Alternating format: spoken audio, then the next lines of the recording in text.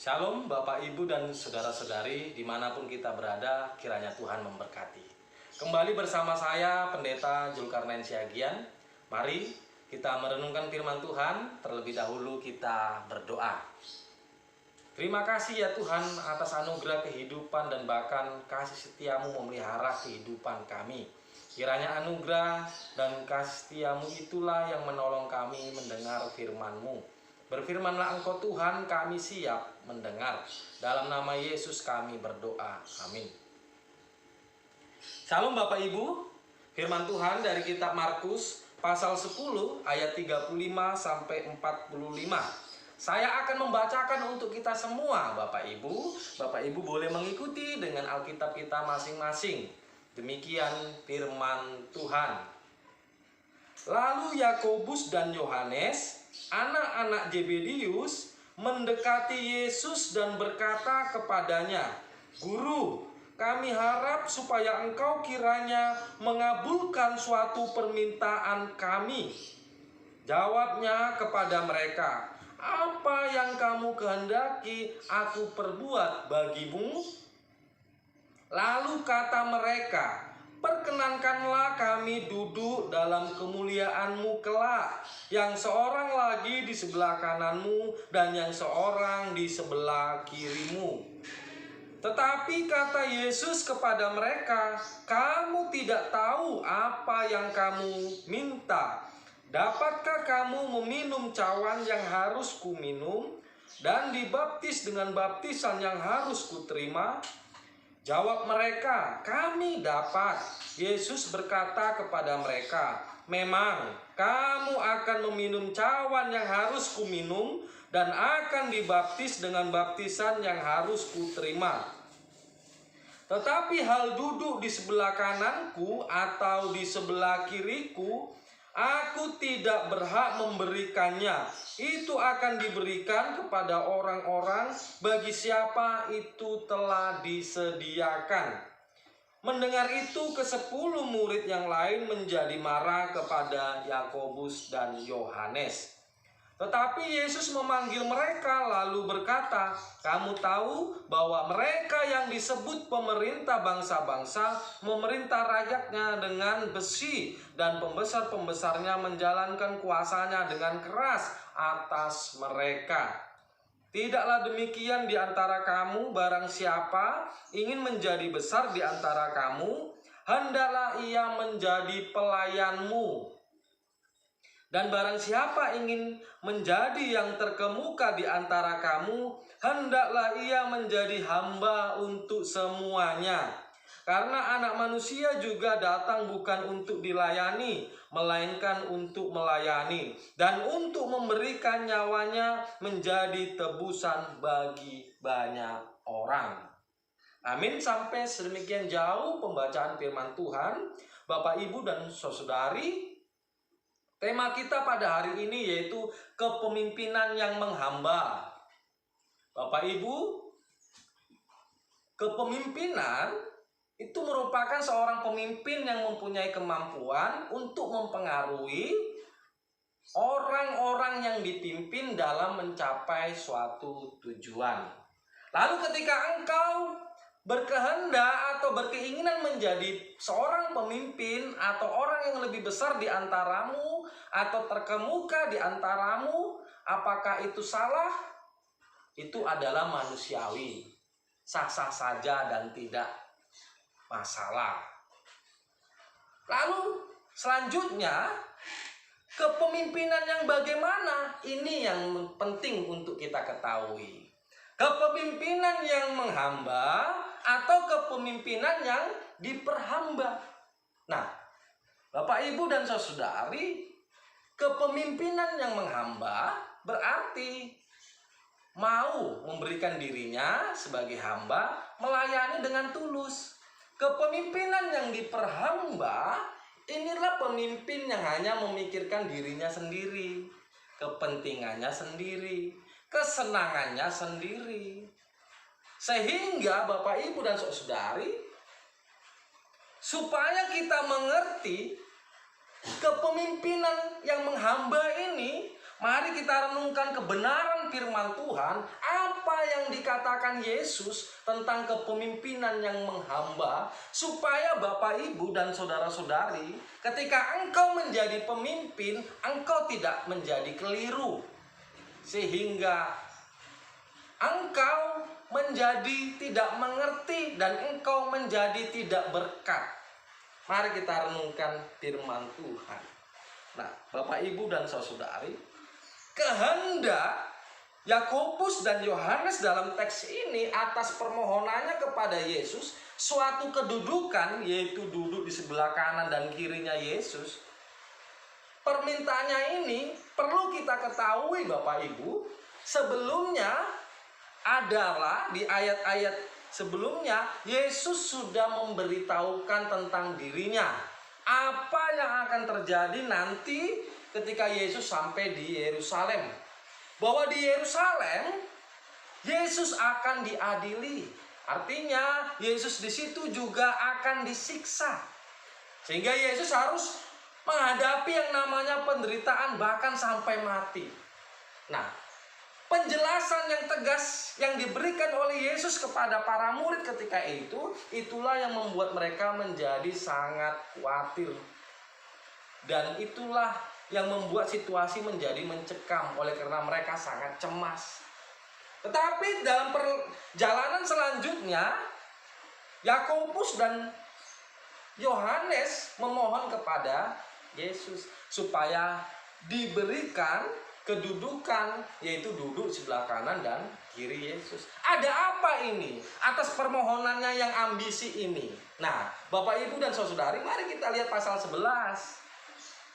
Di pasal 11, ketika Yesus sampai di Yerusalem, di situ dikatakan ternyata Yesus sangat diharapkan oleh bangsa Israel atas kedatangan Yesus. Dan bahkan Yesus dielu-elukan. Begitu sangat antusias banyak orang menyambut Yesus. Ini artinya jangan-jangan Yakobus dan Yohanes sudah mengetahui rumor bahwa nantinya begitu Yesus sampai di Yerusalem, banyak orang akan mengharapkan dia menjadi raja, sehingga dia didudukkan sebagai raja bangsa Israel. Karena kita tahu konsep orang Yahudi tentang kedatangan anak manusia diharapkan adalah memerintah, menjadi raja bagi bangsa Israel. Sehingga kedua murid ini sudah berangan-angan, yaitu apa?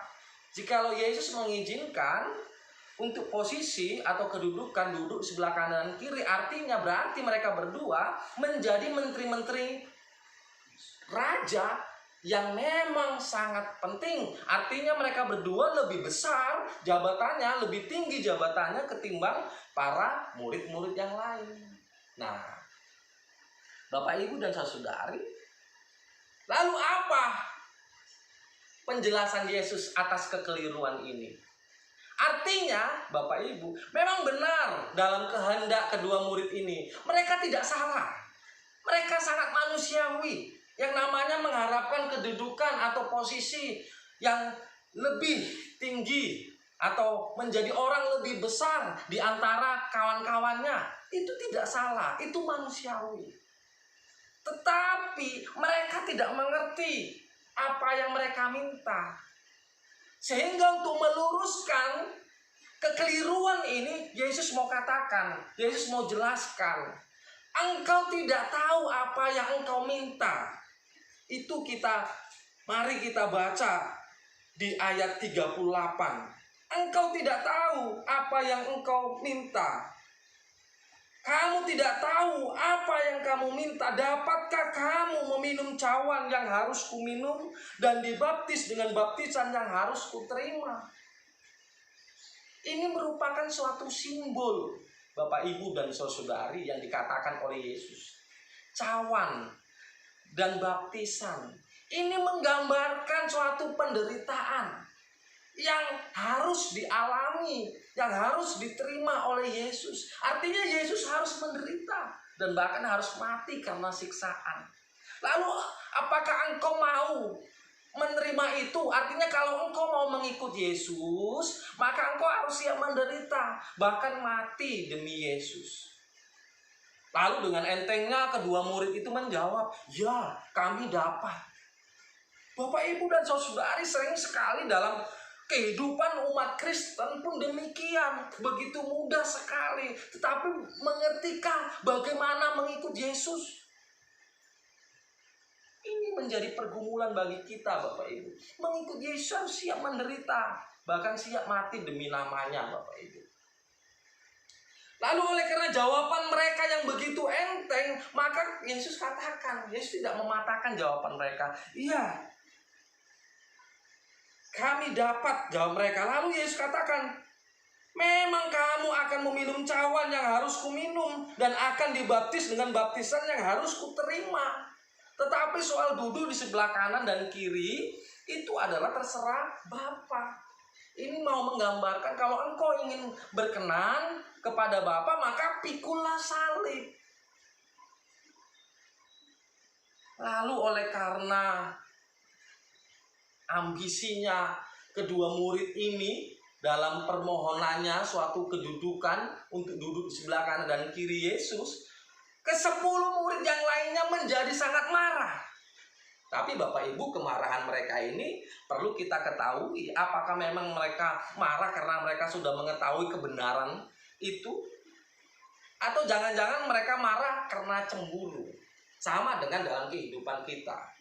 Ketika ada seorang pemimpin yang oleh karena kekeliruannya kita menjadi marah. Tetapi marah karena cemburu atau karena memang kita mengerti, sehingga lalu kalau kita menjadi pemimpin, kita tidak sama kelirunya. Nah, Bapak, Ibu, dan saudari, kemudian untuk lebih mempertegas, untuk penjelasan Yesus tentang kepemimpinan yang menghamba, di sini Yesus memberikan suatu comparison atau suatu perbandingan, yaitu kamu tahu bahwa mereka yang disebut pemerintah bangsa-bangsa memerintah rakyatnya dengan tangan besi, dan pembesar-pembesarnya menjalankan kuasanya dengan keras atas mereka. Artinya mereka bangsa-bangsa merebut suatu kedudukan, mendapatkan suatu kedudukan dengan kuasa, sehingga memerintah dengan keras apa yang mereka pimpin. Artinya demikian juga dalam keluarga. Ketika engkau sebagai pemimpin dalam keluarga, engkau memimpin dengan keras anak-anakmu, atau dalam organisasi, engkau memimpin dengan sangat otoriter, hanya kehendakmu, sehingga engkau tidak memikirkan bagaimana orang-orang yang kau pimpin itu merasakan kasih sayangmu. Tetapi kau hanya pikirkan untuk mencapai suatu tujuan, tetapi yang kau lakukan adalah bagaimana dengan kepemimpinan yang sangat keras, yang sangat otoriter. Demikian juga dalam pemerintahan. Ini yang salah. Ketika kita memimpin dengan kepemimpinan yang keras. Tetapi Bapak, Ibu, dan saudari, engkau dipanggil bukan untuk itu. Engkau sebagai orang tua bukan diharapkan memimpin dengan keras anak-anakmu. Engkau sebagai pemimpin dalam organisasimu bukan diharapkan menjadi pemimpin yang otoriter, yang keras, memimpin orang-orang yang ada di organisasi itu. Atau dalam pemerintahan, engkau sebagai pemimpin bukanlah diharapkan menjadi pemimpin yang otoriter, yang keras, yang tidak ada kasih sayang. Tetapi Tuhan mengendaki, Tuhan memanggilmu menjadi seorang pemimpin adalah untuk memimpin anak-anakmu, bahkan orang-orang yang engkau pimpin dalam organisasimu, yaitu dengan kepemimpinan yang menghamba, yang mau melayani Bapak Ibu, yang mau merendahkan hatinya, sehingga dia dalam kepemimpinannya mengerjakan dengan tulus, mengerjakan dengan kasih sayang Bapak Ibu dan saudari yang saya kasih dalam Yesus Kristus. Oleh karena apa? Oleh karena Yesus sendiri itu datang itu bukan untuk dilayani, tapi untuk melayani. Jadi melayani itu harus memiliki hati sebagai hamba, Bapak Ibu. Soal kehambaan ini kalau dalam perjanjian lama itu ya saya gambarkan melalui sosok yang akan datang, bagaimana gambarannya, yaitu roh Allah ada padanya. Lalu dia diajari oleh roh itu. Lalu dalam Tuhan itu, dalam Allah itu, dia mendapatkan kekuatan ketika dia menderita.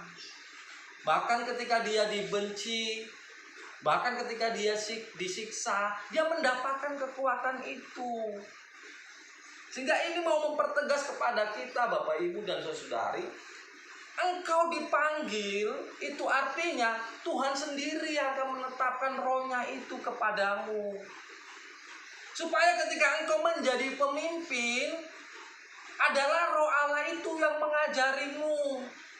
Sehingga diharapkan hatimu itu adalah hati sebagai hamba yang mau memberikan dirimu melayani sesamamu. Maka tidak benar, Bapak, Ibu, dan saudari, ketika engkau melayani itu ketika engkau memimpin itu hanya memikirkan dirimu sendiri, hanya memikirkan kepentinganmu sendiri. Begitu sangat menyedihkan, begitu sangat keliru. Ketika saat ini engkau berkehendak, engkau berkeinginan menjadi pemimpin, lalu ketika engkau menjadi pemimpin, oleh karena kepemimpinanmu, engkau menjadi senang-senang, kebutuhanmu semua tercukupi. Tetapi sayang yang kau pimpin mengalami ketidakadilan, bahkan sangat menderita. Begitu sangat sedih sekali. Karena engkau dipanggil bukan untuk itu, tetapi engkau dipanggil untuk melayani. Yang engkau pimpin dengan hati sebagai hamba, mau merendahkan hati. Sehingga sekalipun engkau harus mengalami cacian, sekalipun engkau harus dikecilkan, sekalipun engkau harus diremehkan, tetapi yang terpenting adalah di dalam Tuhan engkau mendapatkan kekuatan, sehingga engkau menjadi kuat. Dan bahkan roh Allah yang akan mengajarimu ketika engkau benar-benar mau menjadi seorang pemimpin, yaitu memiliki kepemimpinan yang menghamba, humble. Maka engkau akan melayani dengan sungguh-sungguh. Oleh karena engkau tahu yang engkau kerjakan semuanya itu adalah untuk Tuhan, Bapak Ibu. Enggak, ini yang menjadi perenungan kita, Bapak Ibu. Enggak, kiranya tidaklah salah engkau berkehendak menjadi pemimpin, tapi jadilah pemimpin yang memang kepemimpinan yang menghamba. Demikian juga di situasi saat ini, yaitu dalam transisi kepemimpinan, di mana dalam pemerintahan daerah di bulan 12 ini akan diselenggarakan pemilihan seorang pemimpin rakyat.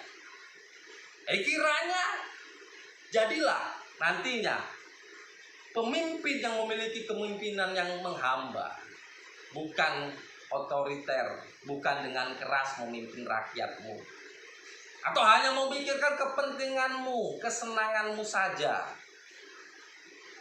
Demikian juga dalam kepemimpinan di tengah-tengah rumah tangga. Kiranya engkau sebagai pemimpin dalam rumah tangga, benar-benarlah engkau pemimpin yang penuh kasih sayang, hati sebagai hamba, yang mau benar-benar berkorban seperti yang Yesus lakukan, mengorbankan dirinya untuk umat manusia berdosa. Demikianlah kiranya engkau sebagai orang tua mau berkorban, sehingga pengorbananmu itu dirasakan oleh keluargamu, hingga mereka melihat begitu besar sekali kasih sayangmu. Itulah engkau dipanggil sebagai orang tua kepada anak-anakmu. Demikian juga di tengah-tengah gereja, bahwa di tahun ini dan tahun 2021 juga adanya transisi kepemimpinan. Jikalau saat ini engkau bercita-cita, berkeinginan menjadi pemimpin, menjadi nomor 1 di gerejamu, ingatlah, haruslah engkau tetapkan di hatimu, engkau dipanggil untuk melayani, Jikalau engkau ingin menjadi lebih besar di antaramu, bahkan terkemuka di antaramu semua, haruslah engkau mau melayani. Haruslah engkau mau memberikan hatimu sebagai hamba. Oleh karena Tuhan menghendaki itu. Bahkan engkau rela berkorban. Siap engkau disakiti, dicaci maki, diremehkan. Tapi harus engkau ketahui bahwa yang engkau kerjakan itu adalah untuk Allah, untuk kemuliaan Allah. Sehingga kiranya melalui perenungan ini kita tidak lagi menjadi keliru. Artinya, jikalau engkau bercita-cita menjadi pemimpin, maka pemimpin yang memiliki jiwa sebagai hamba. Selamat merenungkan firman Tuhan ini, dan kiranya teruslah bercita-cita untuk menjadi seorang yang memiliki hati sebagai hamba. Sehingga kepemimpinanmu menjadi kepemimpinan yang menghamba, bukan diperhamba. Oleh karena kepentingan dan kesenanganmu. Amin. Tuhan memberkati. Mari kita berdoa. Terima kasih ya Tuhan atas perenungan firman-Mu pada hari ini. Kiranya Tuhan yang memberkati firman-Mu, sehingga firman-Mu ini menjadi suluh di tengah-tengah kehidupan umat manusia. Sehingga dalam kepemimpinan kami yang kami inginkan, kiranya nantinya menjadi kepemimpinan yang menghamba. Demikian saat ini kami yang sedang memimpin, ajari kami Tuhan untuk memiliki kepemimpinan yang menghamba. Artinya kami memberikan hati kami sebagai hamba yang mau melayani sesama kami. Terima kasih ya Tuhan, di dalam nama anak-Mu Yesus kami berdoa. Amin. Shalom, Tuhan memberkati.